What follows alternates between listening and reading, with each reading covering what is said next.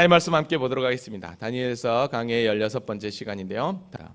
다니엘서 8장 1절에서 27절까지 전체를 볼 텐데요. 이 말씀 봉독은 20절부터 27절까지만 하도록 하겠습니다. 자, 같이 한번 볼까요? 시작.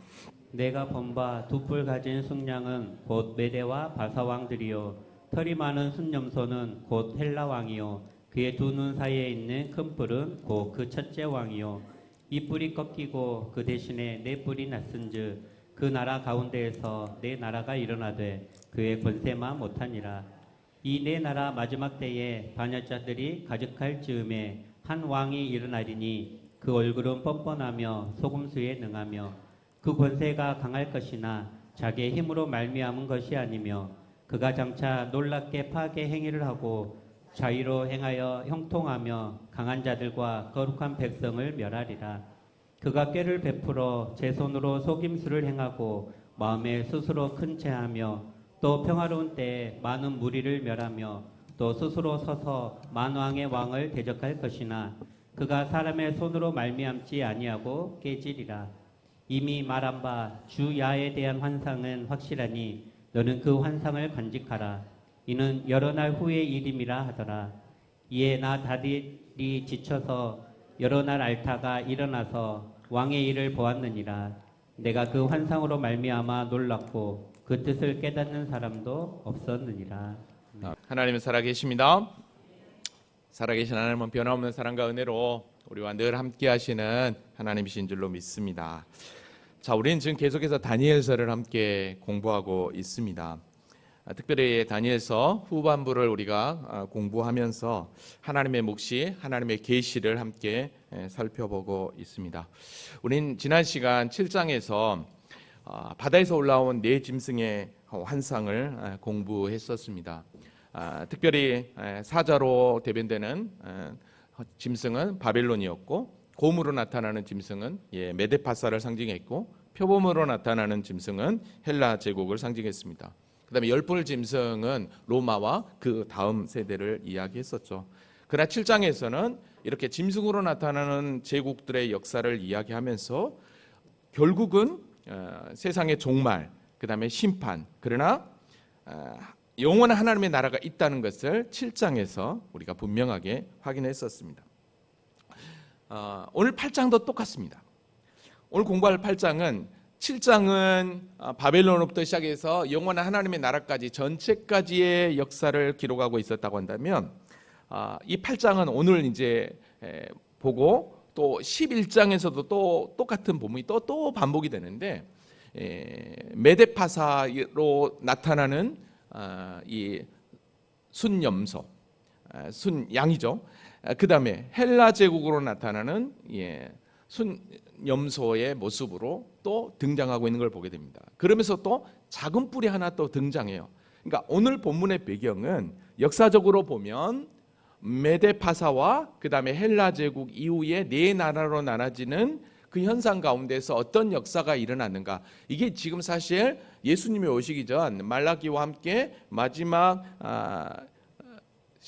신약이 오기까지, 그때를 신구약 중간 400년이라고 하거든요. 그 400년 세대에 나타나는 그런 일들이라고 할 수 있는데요. 일단은 그렇게 오늘 본문을 여러분들이 이해하시면 될 것 같습니다. 자, 그러면 왜 하나님은 지금 다니엘을 통해서, 특별히 이 다니엘서를 통해서 다니엘서 2장에서 이 제국의 역사와 하나님 나라의 완성, 이 손대지 아니한 돌을 통해서 나타나는 이 미래의 예언, 이 묵시를 하냐는 거죠. 그 다음에 또 이 7장에서도 마찬가지였고, 또 8장에서도 짐승 등을 통해서 또 보여주고, 그 다음에 이제 우리가 앞으로 또 공부할 11장에서도 또 한 번, 다시 한 번 더 이 제국의 이 역사, 이 메데와 또 헬라 이 제국의 역사를 또 보여주고 있거든요. 그러니까 계속해서 지금 반복적으로 얘기하고 있어요, 이 다니엘서가. 그래서 이 다니엘서를 묵시서, 계시서라고도 이야기를 해요. 그 얘기는 뭘 의미하겠냐는 거죠. 왜 하나님은 계속해서 반복해서 똑같은 이야기를 틀린 방법으로, 다니엘서 2장은 느부갓네살 왕의 신상을 통해서, 그 다음에 다니엘서 7장에서는 사자나 곰이나 표범 10뿔 짐승을 통해서, 그 다음에 또 다니엘서 8장은 순염소와 순양을 통해서, 각기 다른 방향으로 똑같은 말을 계속해서 반복하겠냐는 거예요. 그건 다른 게 아닙니다. 하나님의 묵시, 하나님의 계시는 다 같은 다른 방법으로 소개하고 있지만 다 똑같은 얘기라는 거죠. 결국 이 계시야말로 그냥 한 번으로 끝나는 사건의 이야기가 아니라 그 끝은 영원하고 그 다음에 그 사건은 사실로 완전하다는 거죠. 그러니까 하나님의 절대 주권 앞에 이 온 우주 만물, 이 세상의 모든 역사가 진행되고 있다는 것을 반복적으로 지금 소개하고 있는 것을 보게 됩니다. 여러분, 그래서 사실 이 다니엘이 은혜강변에서 오늘 순양과 순념소의 환상을 보거든요. 보면서 계속해서 느부갓네살 왕의 신상을 통해서 그 다음에 또 7장에서 바다에서 올라온 짐승에서 그 다음에 오늘 다시 한 번 더 또 8장에서 이 환상을 볼 때 너무 두려운 거예요. 물론 하나님의 계시 앞으로 되어질 묵시였는데 이게 너무 두려우니까 오늘 우리가 읽었던 27절에 가보니까 어떤 상태가 되냐면 이에 나 다니엘이 지쳐서 여덟날 앓다가 완전히 넉다운이 돼버립니다. 여러분, 왜 넉다운이 되겠냐는 거죠. 이게 계속해서 똑같은 내용들을 좀 다른 관점으로 설교하고 있는 이 하나님의 계시, 이 묵시가 한편으로는 두려운 거예요. 한편으로는 걱정이 되는 거예요. 과연 이런 대제국의 그런 시대에, 이런 짐승들이 등장하는 이런 시대에 과연 믿음을 지킬 자는 얼마나 될 것인가. 여러분, 사실 여기서 다니엘이 여러 번 앓다라고 그랬어요. 두려워서 녹다운이 되었어요. 이걸 보면 우리가 처음 신앙생활 하면서 여러분들이 이 성경 말씀을 볼 때 마지막 요한계시록을 볼 때 여러분 어땠습니까? 그 요한계시록의 뜻을 제대로 해석하지 못하고 알지 못할 때는 갑자기 인, 나팔, 대접 재앙이 쏟아지면서 막 하늘 전체 막 3분의 1, 2분의 1이 쏟아지고 그런 것들을 보면서 솔직히 두려웠어요? 안 두려웠어요? 두려웠죠. 이게 뭐야 도대체? 이게 앞으로 일어날, 앞으로 우리에게 찾아올 일이라는데 이게 도대체 뭔가? 두려움이 엄습했단 말이죠. 그렇지만 저와 여러분은 그 요한계시록에 나온 그런 인, 대접, 나팔, 그 재앙들에 나타나는 그 현상을 보면서 이제는 더 이상 두려워할 필요가 없죠. 왜요? 구원받은 저와 여러분은 이미 그런 제국들, 세상 나라는 결국은 예수 그리스도를 통해서 심판당하지만 그러나 오늘 저와 여러분은 구원받은 하나님의 자녀가 되어 영원한 새하늘과 새 땅에 들어간다라고 하는 그 놀라운 진리를 우리가 알고 있기 때문에 그걸 보면서도 어떡합니까? 결코 두려워할 필요가 없는 거죠. 우리가 모르니까 그게 두려웠지 이게 실제 이거다라고 알면 어떡합니까? 결코 두려워할 필요가 없는 거죠. 지금 다니엘서의 내용이 마찬가지입니다. 지금 7장부터 묵시적인 내용이거든요. 근데 이거를 여러분들이 7장 지난 시간에 한번 들어서 또 오늘 본문을 알면 훨씬 더 이제 깨닫게 될 텐데 정말이네? 이런 내용이었구나 라고 한다면 어떡합니까? 맞아. 세상 역사를 주장하시는 분은 하나님이구나. 그러나 그 역사의 주관 가운데 이렇게 짐승으로 등장하는 모든 제국들은 결국은 다 심판당하는구나. 그걸 분명하게 알게 되는 거죠. 깨닫게 되는 거죠. 중요한 것은 오늘 본문에 나타나는 순양과 순념소 또 작은 뿔 그 환상이나 우리가 지난 시간에 공부했던 바다에서 올라온 네 짐승의 이야기들이나 다니엘서 2장에서 느부갓네살 왕 신상을 통해서 나타났던 네 제국의 이야기들은 결국은 그 당시에 앞으로 일어날 제국들의 역사시만 그러나 그 모든 것들은 묵시적 관점에서 봤을 때는 종말의 때에 이 세상에 나타날 적그리스도의 모습이라는 것을 여러분들이 알아야 돼요. 그래서 오늘 또 우리가 이 말씀을 통해서 제가 PPT를 많이 사용하면서 여러분들에게 보여드릴 텐데 이거는 과거의 역사네. 그렇구나. 이게만 인쇄한 게 아니라 이게 과거의 역사지만 그러나 이게 예표론적으로 지금 이 시대에 이런 짐승의 시대, 즉 적그리스도의 시대가 우리에게 와서 우리에게 이렇게 이끌고 있다는 걸 여러분 아셔야 돼요. 그래서 우리가 이 말씀을 통해서 이 마지막 때를 살아가는 우리가 어떻게 살아야 될 것인가 여러분 거기에 여러분들이 중점을 두고 오늘 말씀을 잘 들어주시기 바랍니다. 아멘, 아멘, 아멘. 자, 그러면 오늘 공부할 8장을 잠깐만 먼저 한번 소개를 한번 해볼게요. 1장부터 2장까지는 환상을 어디서 받았는가에 대한 시기와 장소가 나와요. 서론 부분으로. 그리고 이제 3절에서 14절까지는 두 짐승이 등장합니다. 순양과 순염소가 등장하고 또 작은 뿔이 등장해요. 그런데 이것 때문에 다니엘이 이게 뭐야 도대체 이게 뭐지 했는데 15절부터 16절까지는 천사 가브리엘이 등장해서 이거를 설명해 줘요. 이게 뭔 내용인지, 이게 언제 일어날 일인지를 딱 설명을 합니다. 그리고 마지막 27절에 다니엘의 이렇게 반응이 나타나게 되는 것을 보게 됩니다.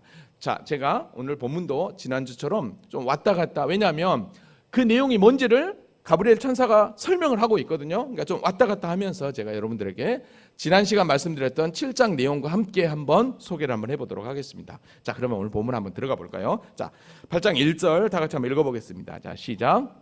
나 다니엘에게 처음에 나타난 환상 후 벨사사 왕 제3년에 다시 한 환상이 나타나니라. 아멘. 예, 처음 7장에서는요 벨사살 원년에 환상을 받았습니다.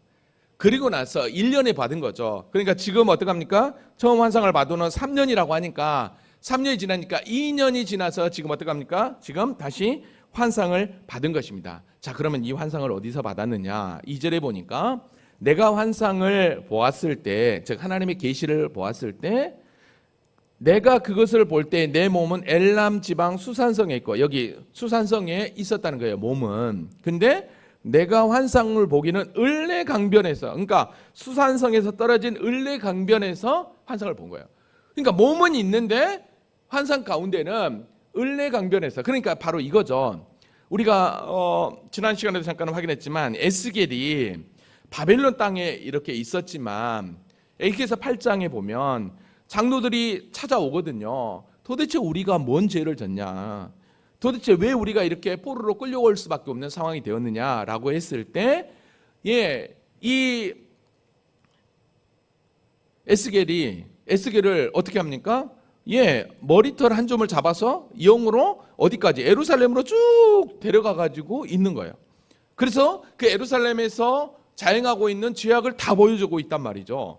그러니까 이런 관점으로 여러분 생각하시면 됩니다. 그러니까 친히 을레강변에서 수산성에 있는데 을레강변으로 하나님이 이끄셔서 그곳에서 두 환상을 보여주고 있는 거예요. 자, 그럼 어떤 환상인지 한번 보도록 합시다. 8장 3절입니다. 자, 3절 다 같이 읽어볼까요? 자, 시작.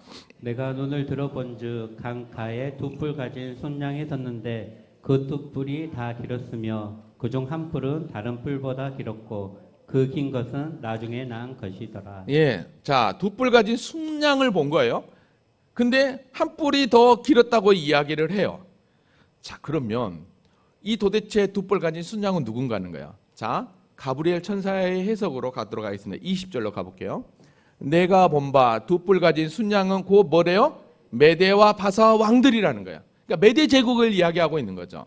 자, 그러면 메대와 바사 제국이에요. 근데 한쪽이 여기 보니까 뭐라고 그랬어요? 좀 다른 보다 길었다고 그랬잖아요.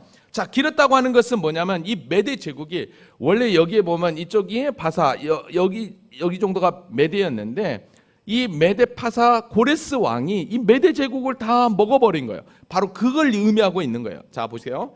그러니까 4절에 보니까 이렇게 이야기를 해요. 내가 본즉 그 순양이 서쪽과 북쪽과 남쪽을 향하여 받았다는 거예요. 그러니까 점령했다는 거예요. 그것을 당할 짐승이 하나도 없고 그 손에서 구할 자가 없으므로 그것이 원하는 대로 행하여 강화해졌다라는 거예요. 자, 지난 시간에 잠깐 얘기했던 것처럼 이 페르시아 제국, 이 바사왕 고레스가 서쪽, 북쪽, 남쪽에 있는 제국들을 먹고 어떻게 했다는 거예요? 큰 제국을 이루었다는 거예요. 큰 제국을 이뤘다는 거죠. 자, 근데 보십시오.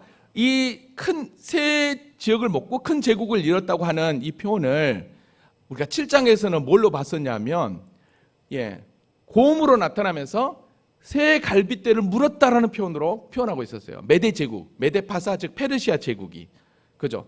그렇게 된 거예요. 자, 그러니까 첫 번째 등장한 순양은 어느 제국을 상징하고 있다? 메데, 파사, 페르시아 제국을 상징하고 있다. 그렇게 보시면 됩니다. 자, 이해되시죠? 자, 그렇게 하면서 하고 있는데 어떤 일이 발생하냐면 5절에 볼게요. 내가 생각할 때에, 그러니까 지금 순양이, 두 뿔 가진 순양을 도대체 저게 뭐야라고 생각하고 있을 때 어떡합니까? 갑자기 또 한 순염소가 서쪽에서부터 와서 온 지면에 두루다니며 땅에 닿지 아니하며 그 염소의 두 눈 사이에 현저한 뿔이 있더라라고 얘기해요. 이제 갑자기 한 순염소가 나타납니다. 근데 어디서부터요? 서쪽에서부터요. 서쪽에서부터. 근데 이 서쪽에서부터 오는데 지면에 두루다니며 땅에 닿지 않네요. 자, 땅에 닿지 않도록 이 순염소가 서쪽에서부터 어떻게 합니까?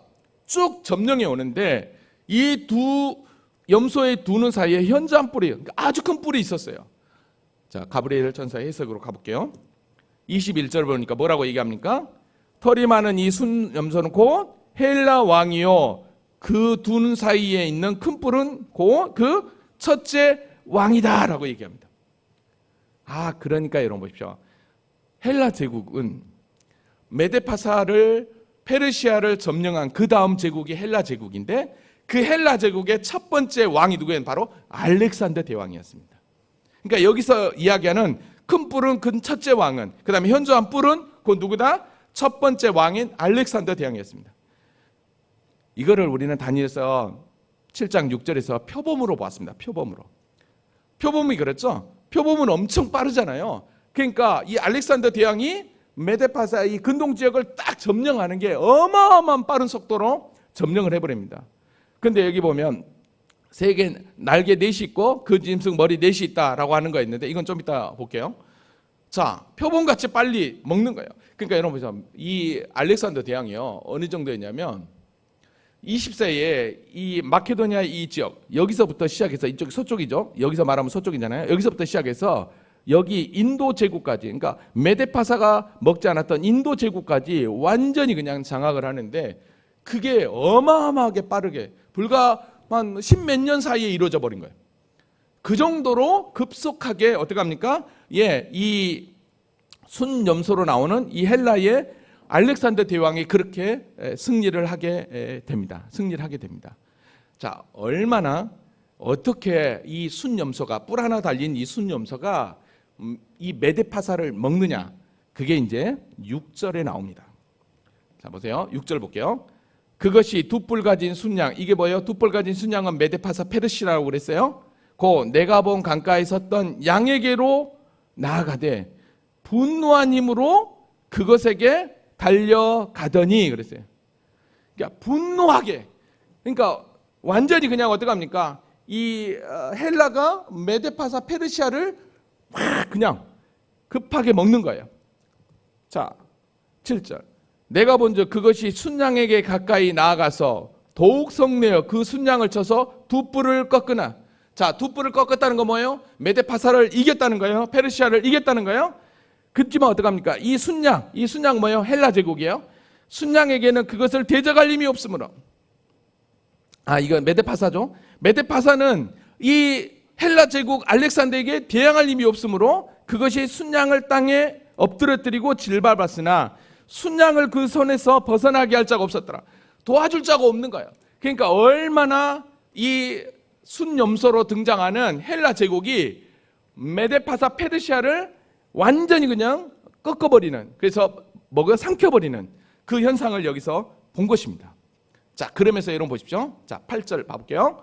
순염소가 스스로 힘이 강하여 가더니, 스스로 힘이, 그러니까 힘이 점점 커지는 거예요. 그러니까 헬라 제국이 점점 커지는 거예요.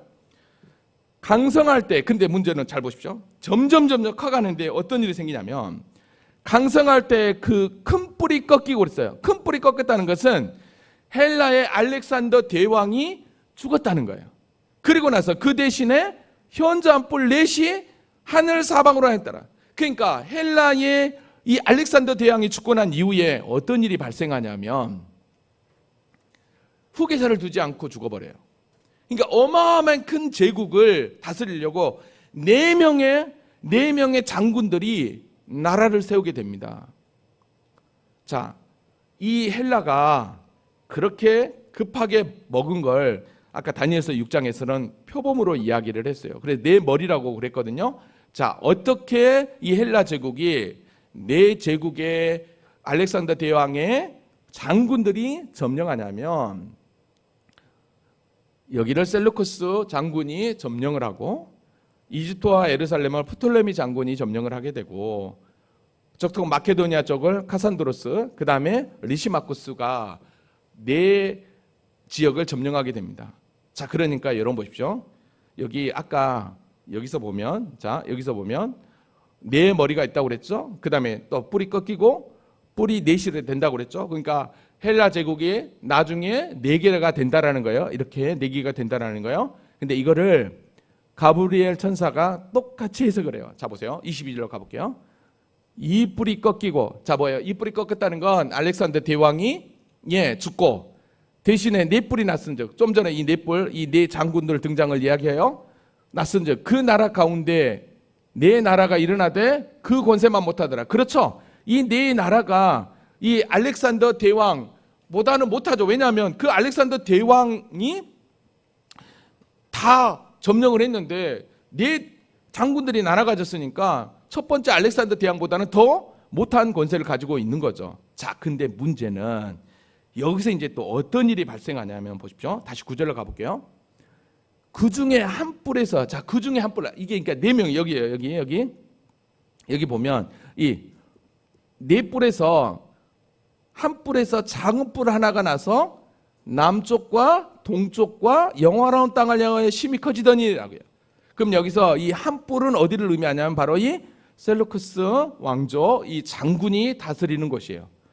근데 이 셀루쿠스 이 장군이 여기서 어떻게 하냐면 작은 뿔이 등장한대요. 자, 여기서 제가 뿔을 표시를 했었는데 여기서 갑자기 작은 뿔이 등장한다는 것은 또 다른 세력이, 또 다른 장군이 등장한다는 이야기예요.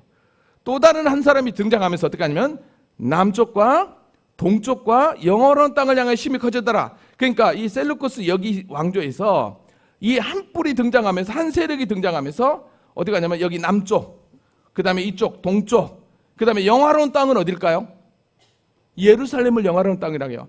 그러니까 무슨 얘기냐면 처음 네 나라가 땅을 나눠질 때는 이 프톨레미 장군이 예루살렘 땅을 점령했었어요.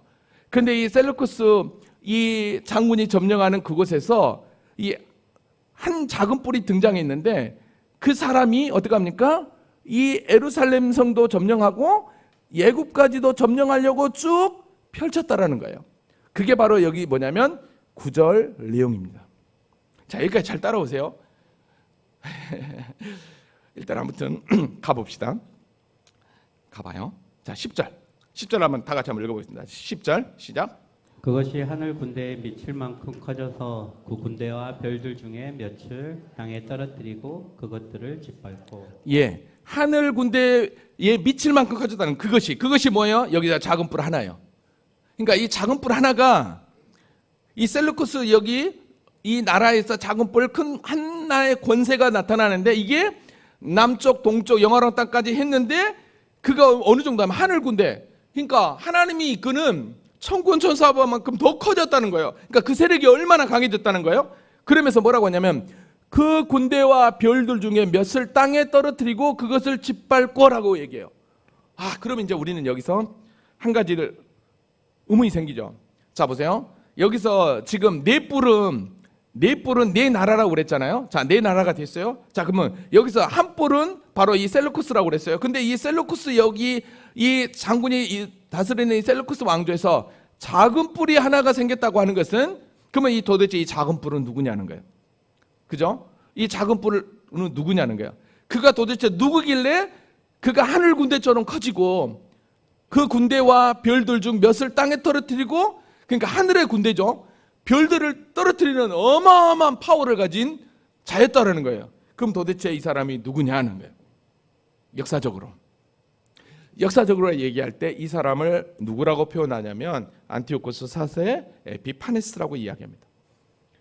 셀루쿠스 왕조 가운데 가장 포악한 왕으로 등장하는 안티오코스 4세입니다. 그 안티오쿠스 4세, 자기가 마치 신의 현현이라는 이름으로, 신의 현현이라는 뜻으로 에피파네스라는 이름을 쓰게 됩니다.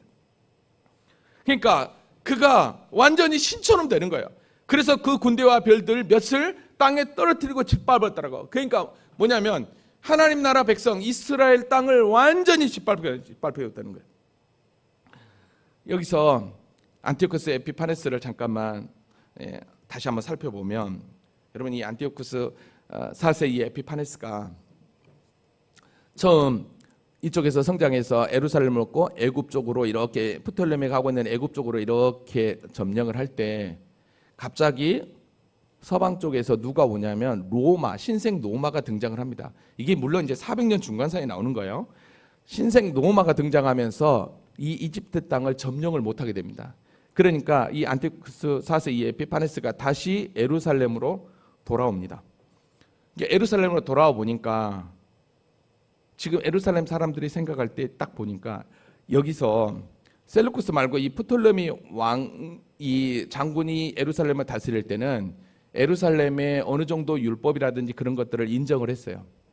근데 이 안티오쿠스 에피파네스가 예루살렘을 점령하면서 이 예루살렘 땅을 이거를 어떻게 보냐, 야 이대로 둬서는 안 되겠다. 왜냐하면 애굽도 점령하려고 하다가 로마에 의해서 그냥 점령을 못하고 다시 돌아오는 길에 이 예루살렘을 얼마나 짓밟아 버리냐면, 그 당시에 예루살렘의 대제사장이었던 오니아스 3세를 죽여버리고 자기 쪽에 호의를 가지고 있는 야손이라는 대제사장을 세웁니다. 드디어 아론의 계열, 사독 계열의 제사장이 파멸이 되고 인간 돈을 많이 가져온 자를 대제사장으로 세웁니다. 그리고 안식일 날 이 유대인들이 이 일을 안 한다고 하는 이유를 알고 이들이 전쟁도 안 하겠구나 하고 2만 명을 동원해서 약 8만 명 정도를 안식일 날 죽여버립니다. 그러니까 그런 표현들을 볼 때 하늘 군대에 미칠 만큼 그 군대와 별들 중 몇을 땅에 떨어뜨리고 짓밟았다. 그러니까 대제사장을 죽이고 그 다음에 정치 권력자들, 그 다음에 예루살렘의 정치 시스템, 그 유대인들을 뒷밟고 있는 자들을 죽였다는 그런 표현이라고도 할 수 있겠죠. 그러면서 어느 정도 이 안티오쿠스 이 에피파네스가 학정을 하냐면, 유대인들이 지키고 있는 율법, 그 다음에 할례, 안식일, 절기, 성전에서 드린 예배를 다 금지시켜버립니다. 혹시라도 율법을 지킨다든지 혹시라도 할례를 행했다 그러면 다 죽음입니다. 그 정도로 예루살렘을 어마어마하게 핍박을 해버립니다. 그리고 어느 정도였냐면 이 성전에다가 이 안티오쿠스 4세 에피파네스가 성전에다가 제우스 신을 모셔버립니다.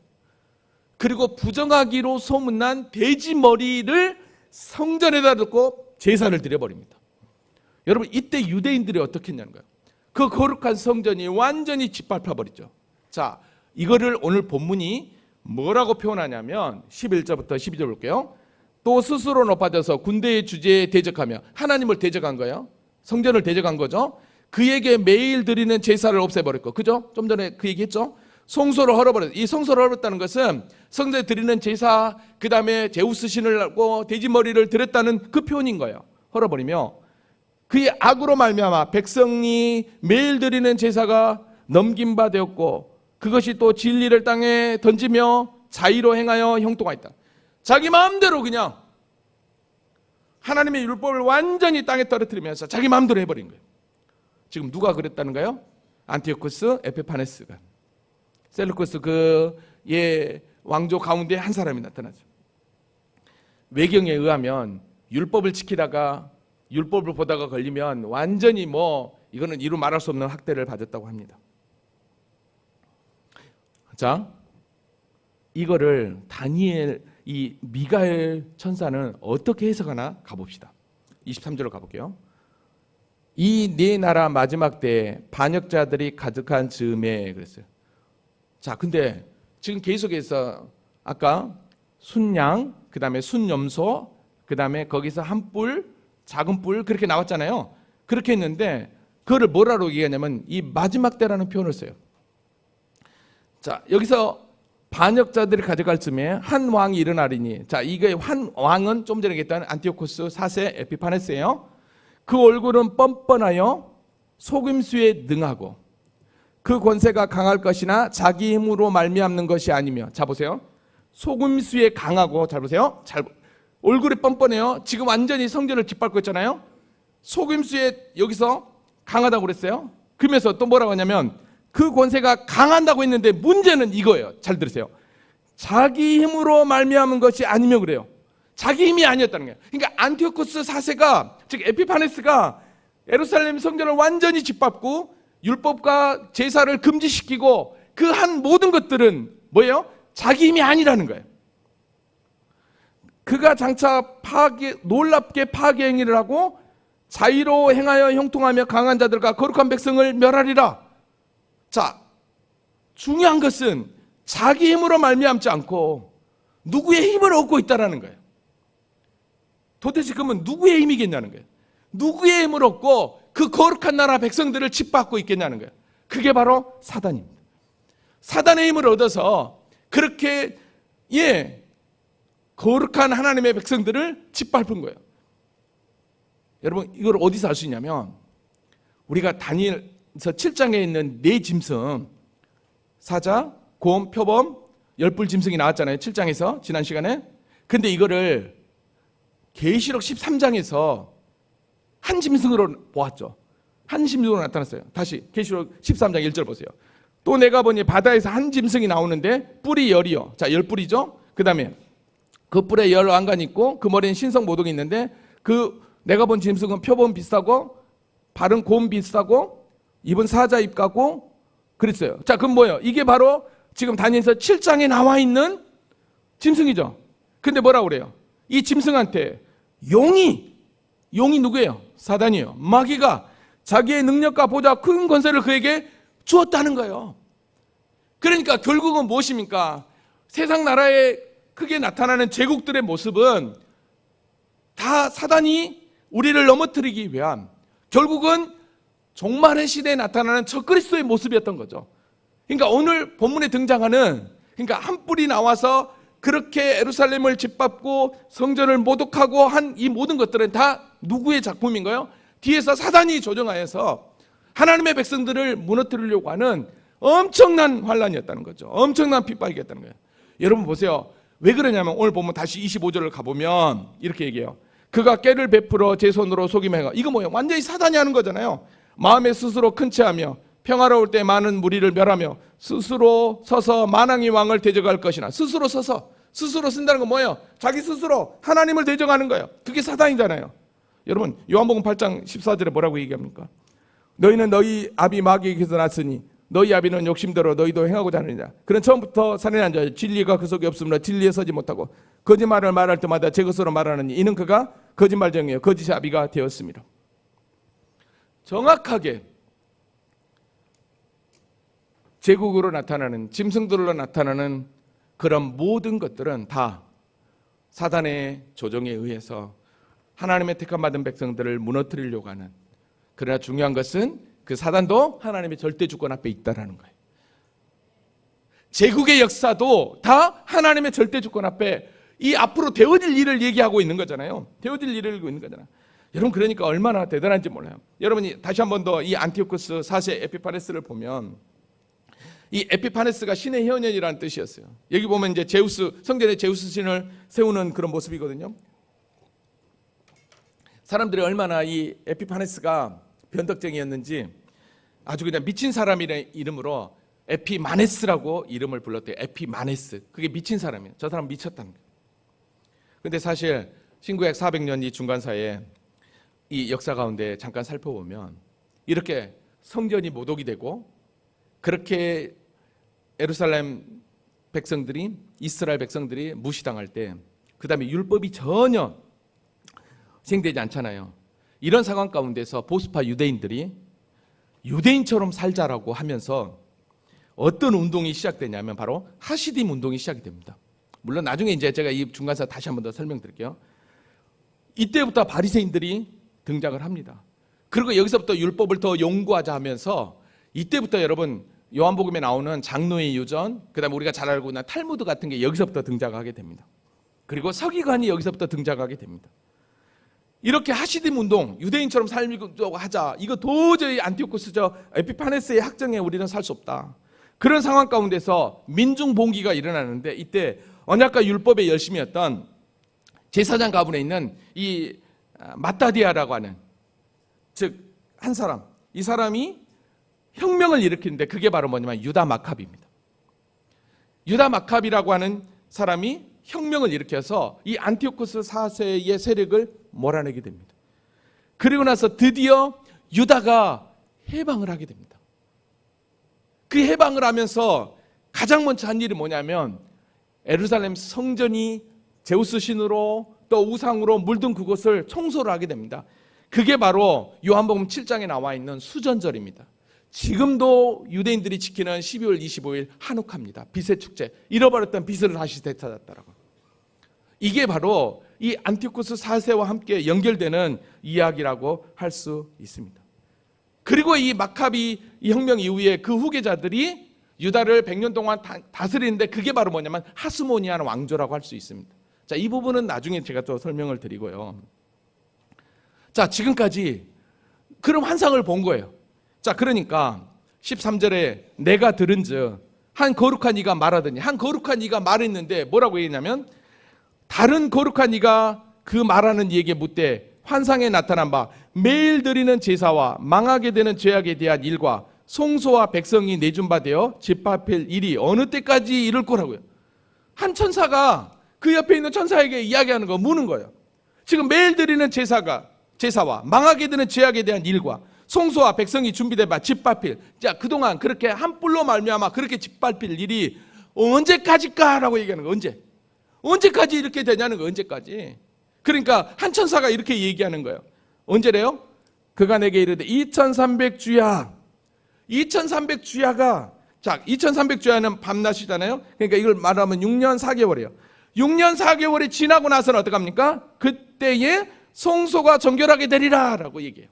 그때 다시 이 모든 것들이 회복된다는 거예요. 그러니까 문자적으로 해석하는 자들은 이게 안티오코스 4세의 학정이 끝나고 아까 마카비 혁명을 통해서 유다가 독립된 날을 이 2300주야로 해석하는 분들도 있어요. 그러나 우리는 그렇게 보지 말자고요. 자, 무슨 얘기입니까? 숫자라고 하는 것은 상징을 가지고 있어요. 자, 여기서 어떡합니까? 지금 뭐라고 그랬습니까? 어느 때까지 이렇게 우리가 짓밟히냐는 거예요. 그러니까 천사가 그거는 2300주야까지야. 그리고 나서 모든 게 해결돼. 끝이 있다는 거예요. 이 얘기는 무슨 얘기예요? 우리가 지난 시간도 얘기했지만 한때 두때 반때 1260일 42달 이것들은 뭐예요? 다 때가 있다라는 거죠. 그러니까 이렇게 짓밟힐 고난의 때가 있다라는 거예요. 고난은 끝이 있다라는 거예요. 그리고 나서 어떡합니까? 그 고난이 끝이 있으면 그 다음은 회복이라는 거죠. 그러니까 이 환상은 다른 게 아니었어요. 대제국들이 일어나서, 즉 마지막 때 적그리스도의 세력이 일어나서 아무리 우리를 욕하고 아무리 우리를 핍박한다 할지라도 하다못해 하나님의 교회가 모독을 당하고 성도가 믿음을 잃도록 그렇게 유혹해도 끝이 있다는 거 없다는 거예요? 끝이 있다는 거예요. 여러분, 우리는 여기에 소망을 두는 거예요. 끝이 있다는 것은 곧 이들은 심판인 거죠. 여러분, 그러니까 15절에 이렇게 이야기합니다. 15절에 뭐라고 얘기합니까? 나 다니엘이 이 환상을 보고 그 뜻을 알고자 할 때 사람 모양 같은 것이 나면 이게 너무 알고 싶은 거예요. 이게 도대체 뭔 말인가? 도대체 무슨 환상인가? 그랬더니 어떡합니까? 사람 모양 같은 한 사람이 서 있는 거예요. 근데 내가 들은즉 을레강변 두 언덕 사이에서 사람 목소리가 있어 외쳐 이르되, 어디서 소리가 들리는데 가브리엘아 이 환상을 이 사람에게 깨닫게 하라. 가브리엘 천사에게 묻는 거예요. 여러분, 가브리엘은 신약 성경에 기쁜 소식을 전하는 천사로 등장하죠. 이 천사에게 어떡합니까? 다니엘에게 지금 보여줬던 이 환상을 좀 전해라, 깨닫게 해라 라고 이야기하는 거예요. 자, 그러면서 어떡합니까? 이 가브리엘이 다니엘 앞에 오는 거예요. 17절. 그가 내가 선 곳으로 나왔는데 그가 나올 때 내가 두려워 얼굴을 땅에 대고 엎드리며, 얼마나 그 사람 모양을 한 그 천사 가브리엘 보면서 두려운 거예요. 그러죠? 그가 이르되 인자야 깨달아 알라. 이 환상은 정한 때 끝에 관한 것이다. 마지막 때이라는 거예요. 마지막 때 끝에 가는 것이라고 얘기합니다. 자, 그러면 우리는 지금 마지막 때가 아니라 내 제국의 이야기 가운데서 예수님이 오기 전에 그 역사를 우리가 살펴보았습니다. 그걸 그대로 풀었어요. 근데 이게 뭐래요? 정한 때 끝에 가는 거래요. 그러면 그렇게 1차적으로는 메데파사, 헬라, 셀루쿠스 왕들을 비롯해서 어떻게 합니까? 안티오쿠스 4세 에피파네스를 통해서 우리는 보았지만, 그러나 이것은 종국에는 뭘 또 의미한다는 거야? 이 종말의 때에 적그리스도의 세력이 우리를 그렇게 뭐하게 하는 거예요? 흔들 거라는 거예요. 여러분, 얼마나 두려웠는지 18절에 보니까 그가 내게 말할 때 내가 얼굴을 땅에 대고 엎드려 깊이 잠들매 그가 나를 어루만져 이렇게 해서 얼마나 기진해버린 거예요. 왜냐하면 앞으로 그렇게 엄청난 대핍박이 있을 거니까. 저는 다니엘이 쓰러질 수밖에 없는 이유가 그랬을 것 같아요. 지금도 이 바빌론에서 이렇게 믿음을 지키고 산다는 게 힘든데, 종말의 때 앞으로 하나님의 백성들이 이런 짐승의 시대에 과연 어떻게 얼마나 이기고 살까? 여러분, 이런 믿음이, 그리고 이런 계시를 분명하게 짐승의 시대가 끝나고 하나님 나라의 그 영광을 본 다니엘이, 그래서 우리가 다니엘서 6장에서 제국이 바뀌는 다리오 왕 때 사자굴에 들어가는 상황까지서도 끝까지 하나님을 지켰다는 것, 하나님의 믿음을 지켰다는 것. 뭐예요? 하나님의 말씀을 바로 알았던 것. 앞으로 되어질 제국의 역사, 그 모든 역사 가운데는 다 하나님의 절대 주권 앞에 있다는 것. 그걸 한 거예요. 아멘. 19절 보십시오. 이르되 진노하는 때가 마친 후에 될 일을 내가 내게 알게 하리니 이 환상은 정한 때 끝에 가는 것이다 라고 해요. 정한 때 끝에 가는 것이다. 끝에 이렇게 이루어질 거라는 거예요. 말씀을 정리합니다. 오늘 저와 여러분은 마지막 종말의 때를 살고 있습니다. 그러면 결국은 뭐예요? 오늘 본문에 등장하는 순양, 순염소, 그 다음에 한뿔 짐승, 또 작은 뿔, 그런 시대를 우리가 살고 있어요. 과연 우리에게 있어서 그러면 그렇게 하나님의 성전을 뒷밟는 작은 뿔은 도대체 누굴까라는 거죠. 오늘 하나님의 교회를 섬기면서 저와 여러분이 교회를 어지럽히고 성도들을 참 믿음 가운데 거하게 하지 않는, 혹이라도 내가 작은 뿔의 역할을 하고 있지 않냐는 거죠. 여러분, 오늘 저와 여러분이 하나님의 말씀을 바로 알지 못하고 참 믿음 가운데 거하지 못하면 우리는 결국 넘어질 수밖에 없다라는 거예요. 그러나 분명한 것은 세상에 종말은 있다는 거예요. 마지막은 있다는 거예요. 그리고 핍박은 끝이 있다라는 것입니다. 오늘 본문은 며칠이라고 그랬습니까? 며칠이라고 그랬죠? 며칠? 네? 그래서 저와 여러분은 어떻게 해야 되느냐? 계시록 2장 10절 말씀 다 같이 한번 읽어볼까요? 자, 시작. 너는 장차 받을 고난을 두려워하지 말라. 볼지어다 마귀가 장차 너희 가운데 몇 사람을 옥에 던져 시험을 받게 하리니 너희가 10일 동안 환난을 받아. 여기서도 10일이죠. 분명히 기간이 있어요. 끝이 있다라는 거예요. 그러나 그 끝이 끝나면 밑에 시작. 내가 죽도록 충성하라. 그리하면 내가 생명의 간을 내게 주리라. 아멘. 우리의 믿음 바로 여기에 있는 것입니다.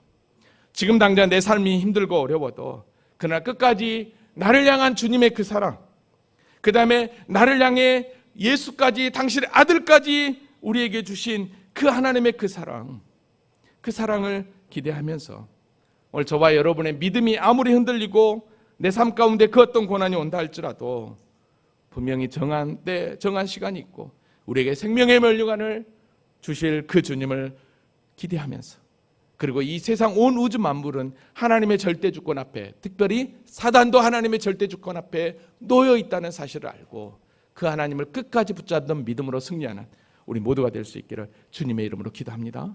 아멘. 우리 다 같이